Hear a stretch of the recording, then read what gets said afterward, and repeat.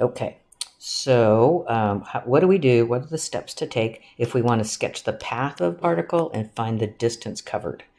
And so the steps are, we take the beginning and ending times, I should say times, beginning and ending times, and we find out where it's at. Oh, I guess I use this example here. So A and B. So find out where it's at time 0, where it's at time 5. And this is important. Find the times the velocity is 0, because that's when the particle will stop and change directions. Then find the position when that velocity is 0, and then we can sketch it. Okay, so let's go do it. So I'm going to find S of 0, so that's 0.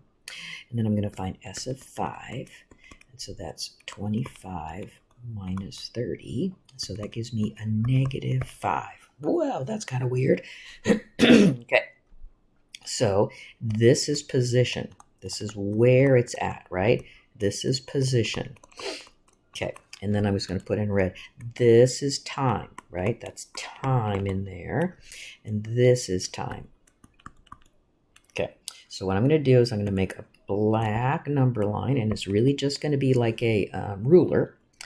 And I'm going to put this position, extra squiggle. I'm going to put the position of negative 5 down here, because this is like the position axis. And then what I'm going to do is above it, I'm going to put the time of 5.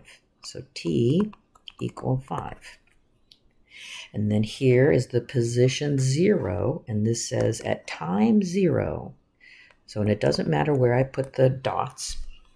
I'm just putting them somewhere above those positions. Okay, now it's my job to go find the velocity, which is 2t minus 6, set it equal to 0, and find those times that the velocity is 0. So there's time 3, and it's in that interval between 0 and 5.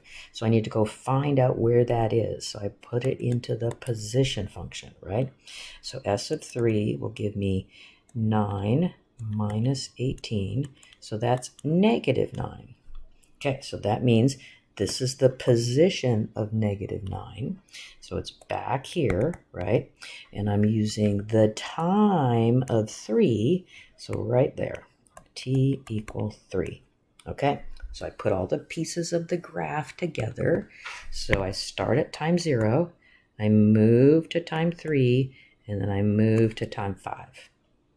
Okay, so that's the path sketched. So now let's go find how many footsteps. So the distance covered is like finding the footsteps.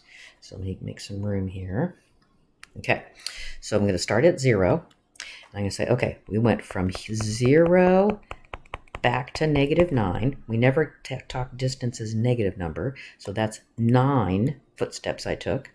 And then I went from negative 9 to negative 5. So that's 4 footsteps taken. So there's a distance covered of 13. Good? Okay, let's try one more. So the same process. So I'm going to find S of negative 1.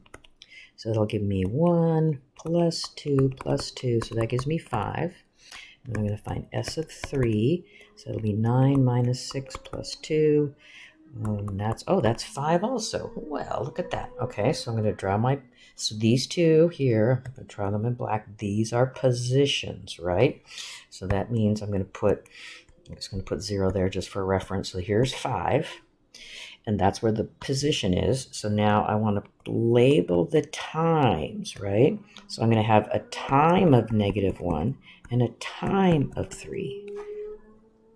Okay, now we want to find out where the velocity is 0.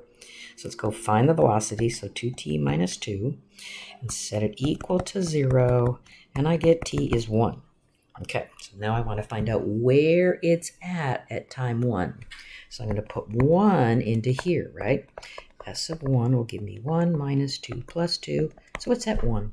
Okay, so I'm going to put, remember this is the position 1, and this is the time 1. So I put a dot here, and I say this is time 1. So moving and increasing time, I go from down here and then up to there. So the number of footsteps from here to here would be 4, and then the number of footsteps from here to here would be 4. So I have a total of 8 footsteps.